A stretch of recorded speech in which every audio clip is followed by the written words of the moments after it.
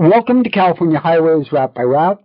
This podcast explores everything about numbered highways in California, from Route 1 along the coast to US 395 along the Sierras, from Route 8 in the south to Route 139 in the north, and I should really change that to Route 161, which is the state line road right at the border with Oregon.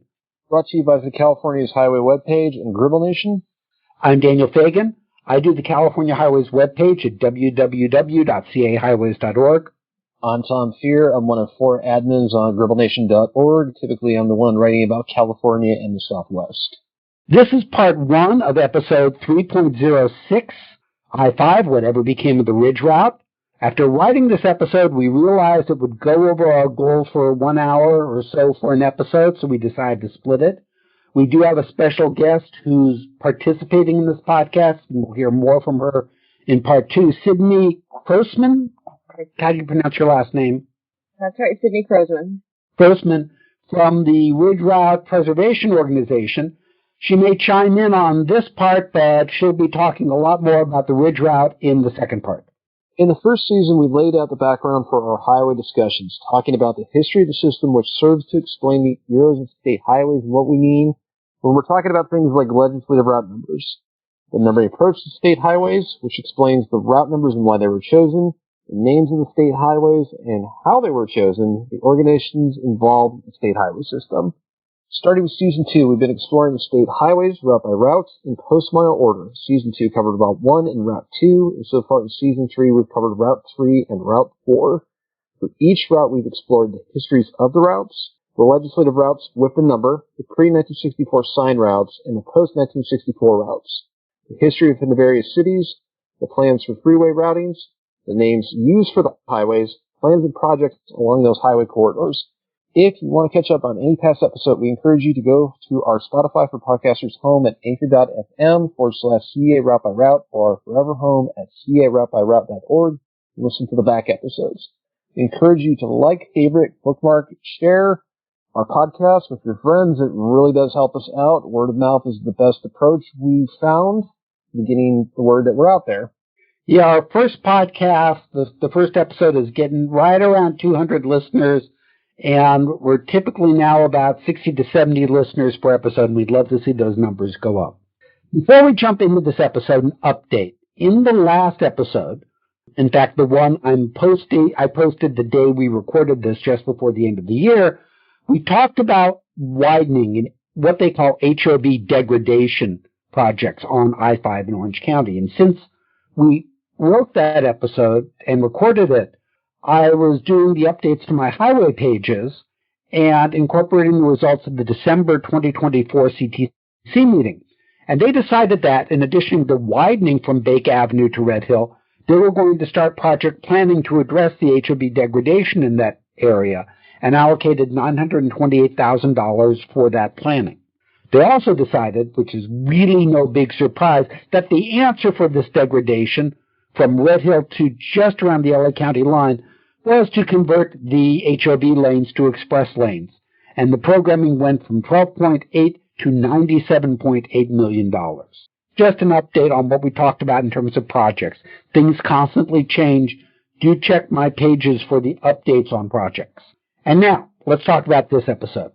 In this episode, we continue looking at I-5, which is essentially the spine of the state, an interstate running from the Mexican border to the Oregon border. We're covering the route in 5 segments. San Diego to Los Angeles, which we talked about last time, former US 101, the Ridge Route, the Central Valley, I-5W, the former US 99W segments, and the Gateway to Oregon.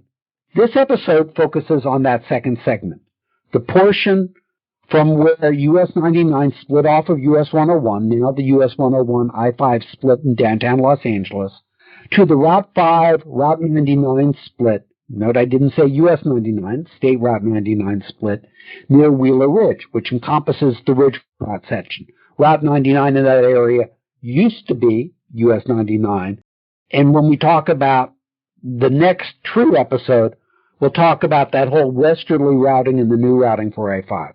We'll do our usual exploration covering the history along the route, some stories behind the names on the route, and some interesting projects in our route. And as I noted, we have, as our guest in this episode, Sydney Croasmun, who's Public Relations Director for the Ridge Route Preservation Organization.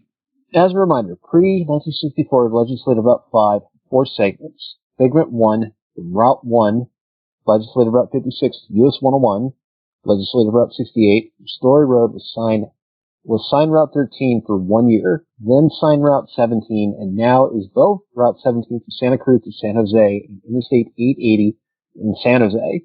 Segment 2, US 101, Legislative Route 68 near San Jose to US 99, Legislative Route 4 near Stockton by Hayward is more complicated. Between US 101 and Warm Springs, this segment was signed Route 21. Between Milpitas and Warm Springs, it was co-signed as Route 9, is present-day Interstate 680. It appears there was plans for this to be Route 17. See Route 680 for details. Warm Springs is where the fur from signed Route 17 and Legislative Route 69 joined the route. Between Warm Springs, this is present-day Route 262, in Irvington near Mission San Jose, present-day Route 238. LRN 5 was signed as Sign Route 9 and Sign Route 21. This is part of present-day Interstate 680. Between Irvington, again present-day Route 238, and Hayward, former US 50 and present-day Interstate 580, Legislative Route 5 continued as Sign Route 5 and is present-day Route 238. Between Hayward and Stockton, Legislative Route 5 was signed as US Route 50 into Stockton. It was briefly signed as Interstate 5 West and is now Interstate 580, Interstate 205, and Business Route 205, and I-5 between Tracy and Stockton. Note that it appears that Interstate 5 West is planned to follow Interstate 580's route to I-5, but was never fully signed except for like a portion in Oakland, a little tiny bit. In Stockton, Legislative Route 5, again, US 50, was co-signed with Sign Route 4 from Center Street, Eldorado Street to Wilson Way, where it met Legislative Route 4. After Legislative Route 4 was relocated to the freeway routing, Legislative Route 5 continued to Mariposa Road, which Sign Route 4 and US Route 99 split off as Legislative Route 75. Sign Route 4 continued along Farmington Road. Within Stockton, Legislative Route 5, again, US 50 continued along Charter Way to Main Street and Legislative Route 4, which was US 99, as the bypass US 50. Segment 3, Legislative Route 68, Sign Route 17, and now Interstate 80 near Oakland to the route described in Segment 2 near Hayward, was signed as US Route 50 between Oakland and Hayward. This is briefly signed as Interstate 5 West and is present-day Interstate 580. Segment 4, Legislative Route 4 near Stockton to Legislative Route 65 near Muckaloonie Hill. This was signed as Route 8 and is currently Route 26. This was signed Route 8 and is now currently Route 26. It was extended to West Point in 1963 and is a more proper modification to post-1964 Route 26. So, let's now talk about Sign Route 5. This is not Interstate 5. This is back when they did the 1934 sign routes. Sign Route 5 was assigned along the route from Legislative Route 5, Sign Route 13 for 1 year, then Sign Route 17 near Glenwood, to the junction with Sign Route 1 at San Francisco along Skyline Boulevard. This was Legislative Route 55. This was renumbered in 1964 as Route 35 because, of course, we couldn't have Sign Route 5 and Interstate 5, although parts of the original Sign Route 5 alignment follow the current alignment of Route 280. Before Route 280 was constructed, Sign Route 5 began at the intersection of Sign Route 9, Legislative Route 42 and Skyline, proceeded up to the junction of Route 92, Legislative Route 105, and then went over Crystal Springs Reservoir, and then turned north following the existing portion of Route 280 from the Route 92 Interstate 280 interchange north to where Skyline Boulevard exits to the left. Now let's talk about what is today's Route 5, Interstate 5. And we'll hit it in this section. In this segment, there is both an Interstate 5 piece and a Route 5 piece. It's strange. Originally, in 1964, Route 5 was defined to run from the international border near Tijuana to the Oregon state line. The national city, San Diego, Los Angeles, a point on Route 99 south of Bakersfield, which is really Wheeler Ridge, the westerly side of the San Joaquin Valley in Villa Wairika, also passing near Santa Ana, Norwalk, Elysian Park in Los Angeles, Glendale, Woodland, and Red Bluff. That portion between Route 99 south of Bakersfield and Route 113 near Woodland may include all or portions of any existing state highway route or routes. In other words, they were going to take over existing routes to build the interstate. This was simplified in 1984 to be from the international boundary near Tijuana to the Oregon state line near National City, San Diego, Los Angeles, the westerly side of the San Joaquin Valley, Sacramento, and Wairika, also passing near Santa Ana, Glendale, Woodland, and Red Bluff. As noted for our discussion, we're breaking this into 6 segments. The former US 101 segment from Mexico and San Diego to Los Angeles, which was the last episode. From Los Angeles to Wheeler Ridge, where Route 99 splits off, focusing on the Ridge route. Wheeler Ridge to Sacramento, focusing on I-5 in the San Joaquin Valley, the Westerly Routing, and US 50. The whole proposal for I-5W, which covers parts of I-580, I-80, and I-505, and I-205.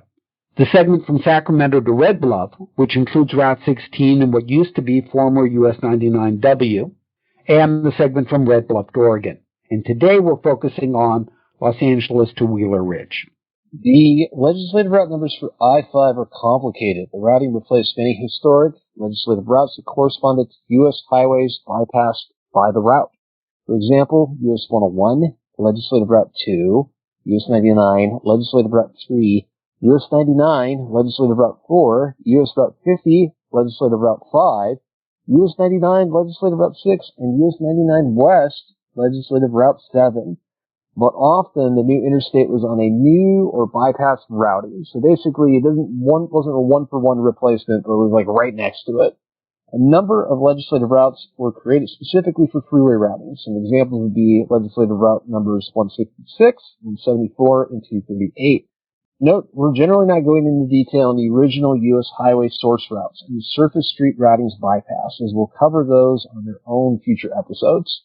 So, for the area between Los Angeles and Wheeler Ridge, there were 2 primary legislative route numbers, Legislative Route 4 and Legislative Route 161. Legislative Route 4 was the primary legislative route corresponding to US 99. It was defined in 1909 as from Sacramento to Los Angeles, 358 miles. And these definitions on the tended to be very loosey-goosey. They didn't say where in Los Angeles, they didn't say Sacramento. Especially in the older ones, that's because they were actually talking about from the boundary of the city since they didn't build the highways in the city. Later, things got more specific. It was amended and put into the legislative code in 1935 as from Sacramento to Los Angeles and a point at the Santa Clara River Bridge on that portion of Legislative Route 4, the Sacramento to Los Angeles portion, to Saugus. And we'll talk about that more near the end of this part. But that captured the old routing, which later became Legislative Route 79 and Route 126 into Saugus. In 1937, that second portion was extended to Legislative Route 23, which by that time was US 6. It was also signed Route 7, near Newhall via Saugus. In 1939, that second portion was removed, although it was later added to Legislative Route 79 and became Route 126. And again, we'll talk about that near the end of this part, but it's a little bit confusing. In Los Angeles, the routing for Legislative Route 4 generally ran along San Fernando Road. It was signed as US 99 from Los Angeles to French Camp near Manteca, and co-signed as US 50, US 99 between French Camp and Sacramento. Also in 1935, the co-signing with US 50 was moved to Stockton. A small portion in Sacramento was co-signed with Route 24, which is now Route 160. And as a reminder, although we're sometimes loose on this, we use the convention of sign route for the pre-1964 signs, route for the post-1964 signs, and sometimes we say route when there's no change between the two. In Los Angeles, after the freeway was completed, a portion of Legislative Route 4 was unsigned, although it was signed as former US 99 as far as Ramona and Marengo. Running along San Fernando Road between Colorado and Avenue 26 near Figueroa, then along Avenue 26 to Daly Street, then along Daly Street to Marengo, and then along Soto to end at Whittier Boulevard. The freeway routing of this was I-5 from US 101 north It's sort of unclear where the difference was between Legislative Route 4 and Legislative Route 161 in this area. The maps are sort of unclear. A portion of the original Legislative Route 4 was designated as Route 163 between 1964 and 1965. And again, we'll talk about that a little later this episode. Legislative Route 161 was defined in 1933 and codified in 1935 as Legislative Route 2, US 101 near Kahanga Park, to Legislative Route 4, US Route 99 near Burbank. Legislative Route 4, US 99 near Glendale, to Legislative Route 9, signed Route 118 and US Route 66 near Monrovia. In 1947, an additional segment was added and the routing was updated to Legislative Route 205, the Arroyo Seco Parkway near Elysian Park in Los Angeles, to connection with Legislative Route 4 and US Route 99 near Glendale. Legislative Route 2 and US 101 near Vineland Avenue, to Legislative Route 4 US Route 99 near Glendale and Burbank. Legislative Route 4 and US Route 99 near Glendale to Legislative Route 9, signed Route 118 and US Route 66 near Monrovia. In 1957, Segment B was reversed and changed to give Legislative Route 4 and US Route 99 near Glendale, Legislative Route 2, US 101 near Riverside Drive. These segments correspond to Segment A from the Arroyo Seco Parkway near Elysian Park in Los Angeles to US 99 near Glendale. There's a segment of US 99 and of interest to this episode. Segment B from US Route 99 in Glendale to US 101 near Riverside Drive was the remainder of Route 134 between Interstate 5 and US 101. Before construction of Route 134, this ran north from US 101, Ventura Boulevard, along Fulton to Moore Park, along Moore Park to Alameda, and along Alameda to San Fernando Road. This avoided Griffith Park. Segment C, US 99 near Glendale to Route 118, US 66 near Monrovia, was the older surface routing of Route 134 from San Fernando Road to Foothill Boulevard along Colorado Boulevard and Colorado Street. Between 1964 and 1992, it was Route 248. The legislative route was also applied to the freeway routing of Route 134 between present-day Route 710 and the Interstate 210 junction and US 99. For this episode, what is relevant is this is the source of Interstate 5S, or Route 5S, to be more specific. The final legislative routing that became I-5 between US 101 and Wheeler Ridge was Legislative Route 4 from US 101 to the Arroyo Seco Parkway, Legislative Route 161 from the Arroyo Seco Parkway to Sign Route 134, Legislative Route 4 from Sign Route 134 to the I-5 Route 99 split. Additionally, there was a piece of Legislative Route 161 that was the Route 5S portion along Colorado. It's not signed as Route 5S, except if you look at the post miles, but is still legislatively part of Route 5. Historical routings. Generally, I-5 was a new freeway constructed parallel to the existing routing along the San Fernando Road, the Old Road, and the Ridge Route. We'll explore the historic routings in a few areas: downtown Los Angeles, Glendale, and Interstate 5S, Newhall Pass, and the Ridge Route.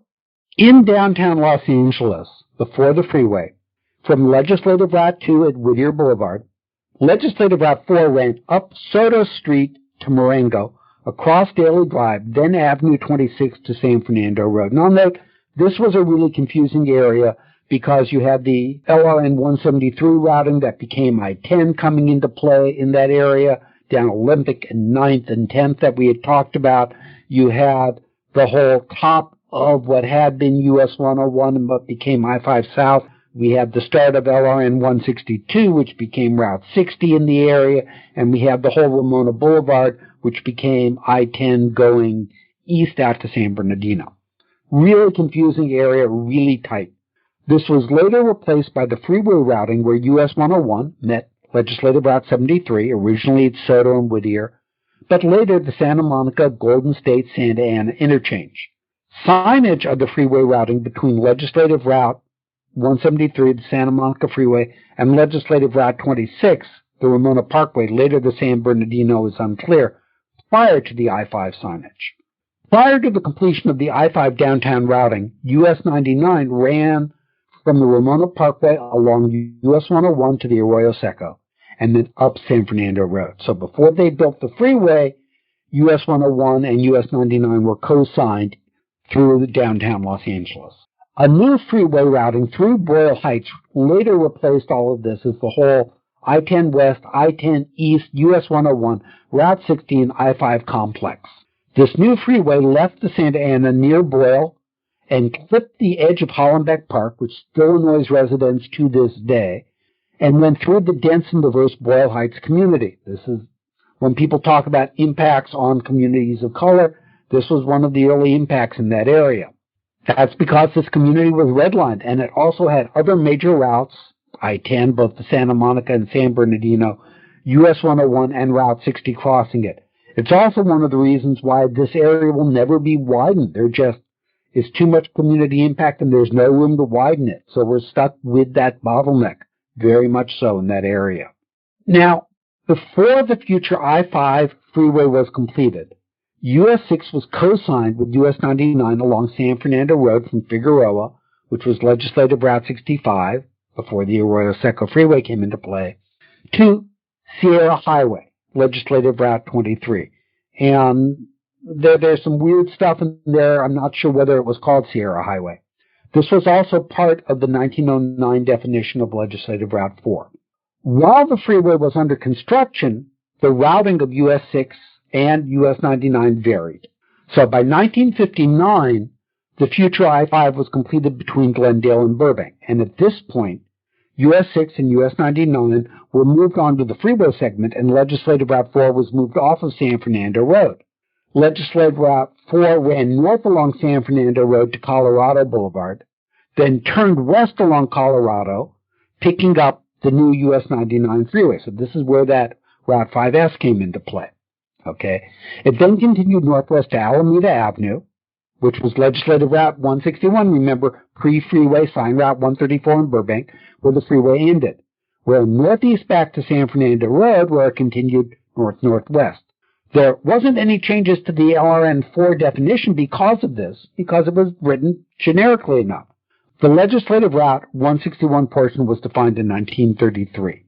And after 1964, the Colorado Boulevard portion became Route 163 for a year or two, then part of Route 134 till they built the freeway, and then later it was just this little freeway off-ramp right by the zoo that was unsigned Route 5S. And if you look at the post miles, you'll see it is 5S. By 1960, the future I-5 appears to have been completed to roughly where Buena Vista and Winona meet in Burbank. This eliminated the portion of Legislative Route 4 along Alameda Avenue in San Fernando. And if you're familiar with that area, this is where San Fernando went under the 5, so it was a wonderful spot for them to take people off the freeway at that point. By 1962, the future I-5 was completed to Lankershim, which was Legislative Route 157. At this point, US 99 and US 6 left the freeway at Lankershim, Legislative Route, jogged north to San Fernando, and continued as Legislative Route 4. The 1959 extension to Legislative Route 161 had been extended south as far as Glendale Boulevard, but the US 6, US 99 signage appears not to have been extended along it yet. Then, by 1963, the 1959 extension to Legislative Route 161 was completed between Glendale and Figueroa. At this point, US 99 and US 6 was moved to the new freeway, Legislative Route 161. Legislative Route 4 remained along San Fernando Road with no signage identified. In 1964, that section of Legislative Route 4 became part of Route 163. Moving area. I know Sydney's on, and I know she lives in that area. Are you familiar with any of that history from Glendale and Burbank where you are? You know, I'm not too familiar with the history, but I have driven through many of the sections. They do sound quite... Yeah, it's sort of a confusing thing, and you can see the evolution in the state highway map. Yeah, definitely. Interstate 5 spur or Route 5 spur. Near Griffith Park, Colorado Street leaves I-5 heading east. This early freeway routing was originally the start of LRN 161, the freeway routing of it, and is now unsigned Route 5S. Colorado Street Freeway extension opened in 1958 as the Golden State Freeway, then US 99, US 6, and Interstate 5. Colorado Freeway extension served as a temporary realignment of US Route 99 and US Route 6 off of San Fernando Road, and new alignment of signed Route 134. US 99 and US 6 followed the Colorado Street Freeway extension to San Fernando Road until Golden State Freeway was completed to the San Bernardino Freeway in 1962. Colorado Street Freeway extension would be assigned as part of the original 1964 incarnation of Route 163, which was quickly folded into a Route 134 spur by 1965. Corridor would be assigned as part of Route 5S when the Ventura Freeway extension reached Route 2, then Vertigo Road, in 1969. And I want to say this was the last freeway in the Los Angeles area that didn't have a center divider. Yeah, I think that's right. The only other thing I could think of, if you're looking at that era of old freeway, right, you've got what some have called the La Cienega Freeway. It's a small segment of La Cienega Boulevard built to freeway standards that would have been part of the Route 170 freeway had it been built up in Ladera Heights near Stalker. That's the only other spot I could think of. Maybe the Terminal Island Freeway. Does that have a median? You know what? I actually don't remember off the top of my head. I want to say it's like a cable. It's been a while since I've driven it. Yeah, I mean, that is that era of freeway. Now we start getting into the area near the Ridge Route. And I've been looking at this a bit for a future episode on US 6 because it comes into play as well. Newhall Pass. The original road in this area was the railroad, which still goes through the tunnel built in 1875. The surface roads were pretty primitive in those days, with a simple dirt path going through Beals Cut less than a mile north. That road was improved in stages and became San Fernando Road, running continuously from LA all the way up into Newhall. I have yet, though, to find a map that shows that segment of road in Newhall labeled as San Fernando Road. And we'll touch on that in a second. The road northwest to Castaic Junction was extended in 1915 along the Ridge Route, connecting LA to the Central Valley. And that's the northern part of this. When the roads got numbered in 1930, the road northwest became US 99, and around 1939, the road northeast got the US 6 designation. It was still US 99 for parts of it until around 37, 38. This was renamed the Sierra Highway at some point. I don't know exactly when the Newhall section was renamed. Certainly by the time that they completed the Mint Canyon shortcut. But that's why there's now this joint section of San Fernando Road up in Newhall that got renamed Newhall Road. At this time, all the traffic was going through the old Newhall Tunnel, which was really short, really narrow, didn't have lighting, and was only 17 feet, 5 inches wide, and I think it was, 16, 17 feet tall. It wasn't really tall, and it only accommodated 2 lanes of traffic. In 1928 and 1929, to alleviate some of the traffic in this tunnel, which was a major bottleneck, the state constructed a bypass routing along Weldon Canyon, and that went from basically Tunnel Station, the top of the San Fernando Valley, straight to Castaic Junction. The tunnel remained a bottleneck, and in May 1938, the state awarded a contract to reconstruct the Newhall Pass highway alignment to, one, daylight and get rid of the tunnel. In fact, I think that was a year or so earlier, and to create a shortcut that went from right now where Newhall Road and Sierra Highway meet out to Solomon, which is where Soledad Canyon and Sierra Highway meet. This was called the Mint Canyon Shortcut and involved creating a dividing road. Got rid of the tunnel, made it 4 lanes, rerouted some of the end of Foothold Boulevard. After 1938, then, US 99 in the Sylmar area was rebuilt again as a divided highway next to the old road. And the interchange with Sierra Highway was rebuilt as a 3-level structure with a short tunnel to carry southbound US 6 traffic. You can still find a bit of that tunnel on the ground, but it's mostly filled in with dirt. US 99 became I-5 in 1964, and US 6 became Route 14. Throughout the 1960s, Sierra Highway was gradually replaced by the freeway following a different alignment. The freeway was never US 6. This started in the Antelope Valley, worked its way south, and was completed in 71 when the old I-5, US 99, was redefined as the truck lanes. The side of the hill was carved away, and new auto lanes were built, including the connection to a new Route 14 freeway. I don't know, I'm the type that always takes those truck lanes when I'm getting on the 14. You always got to take the truck lanes. You get screwed by that interchange and just stay in the regular lanes. Yeah, it's much better. This involved eliminating much of the connectivity to Sierra Highway. The interchange still shows signs of the plan to continue Route 14 south. So let me explain that. If you're like me from the San Fernando Valley, you sometimes go up Balboa Boulevard to get on the freeway. And right there, you'll see the interchange with Sierra Highway. The reference to Route 14 south it's sort of obliterated now.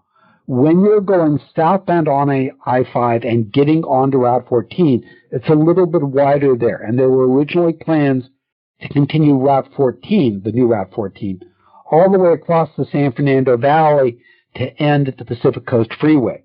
We'll talk about that when we do the episode on Route 14, but there's still a little bit of signs of that in that interchange.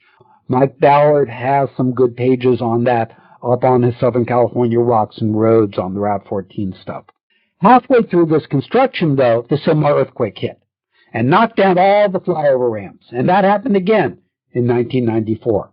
That area is very prone to earthquake damage. Now, as we're recording this, I've been writing the episode on US 6, and there's a lot of confusion on where the legislative route numbers went in this area. Legislative Route 4 originally ran northeast from Sylmar up San Fernando Road before the Weldon Canyon cutoff was constructed. It continued along San Fernando Road, which is now Sierra Highway, to San Fernando Road, which is now Newhall. When Weldon Canyon was completed, Legislative Route 4 ran along what is now the old road, and then US 99, and the start of Legislative Route 23 was moved to where Sierra Highway splits off of San Fernando. Legislative Route 4 then went northwest to San Fernando, Newhall, and Railroad to the Saugus Ventura Road. The Saugus Ventura Road later, I think, was called the Ridge Route Highway. I saw that label in one map, but is now Magic Mountain Parkway. Legislative Route 23 started at this point. This is before Weldon Canyon got built, continuing along a little bit of Bouquet Canyon in San Fernando, which may have been called Sierra Highway. They don't always label maps well then. To Soledad Canyon, which was then called Sierra Highway. And as Tom will point out, the reason it's called Sierra Highway was, if you look at all of Legislative Route 23, that was El Camino Sierra to try and be parallel to the El Camino Real, and so Sierra Highway. Soledad Canyon, Sierra Highway, was Legislative Route 23 until the Mint Canyon cutoff was completed around 1939, at which point the cutoff became Sierra Highway and Legislative Route 23, and Soledad Canyon Road became Legislative Route 79, as did the Ventura-Saugus Road. Okay, that, if you recall, was that spur of Legislative Route 4 we mentioned. At this time, the portion of San Fernando Road between Sylmar and Newhall became Sierra Highway. Now, as for the segment of San Fernando Road, which then became Newhall and Railroad, it's unclear what the legislative route number was. Could have been a spur of 23, it could have been a spur of 79. They could have just treated it as old Legislative Route 4. All we know is that it was still under state maintenance. Legislative Route 4 then went along what is now Saugus Ventura Road, Magic Mountain Parkway, to what is now I-5 and Passaic Junction, and what was then US 99 and the Ridge Route. When the Weldon Canyon cutoff was completed, that became part of Legislative Route 79, and later part Route 126. Confusing. And when I do the next set of updates to the highway pages, there will be a map that shows this. We're going to stop at this point. We'll have our usual discussion of these parts of the highway at the end. And then in part 2, we're going to do a deep dive on the history of the Ridge Route, where we'll talk more to Sydney. Before we go, a bit of history we left out of part 1, history of the interstate number. I-5 was tentatively approved as a chargeable interstate on July 7, 1947, along Route 99. The route originally split near Tracy into I-5 West, current I-205, I-580, I-505, and I-5 East. Changed to a westerly routing in May 1957. In November 1957, the Division of Highways suggested I-11 for this route. Permit use for I-3 for I-280, I-5 for I-680, I-7 for I-405, and I-9 for I-605. Remember, I-110 and I-710 were added much later, didn't enter into this calculus.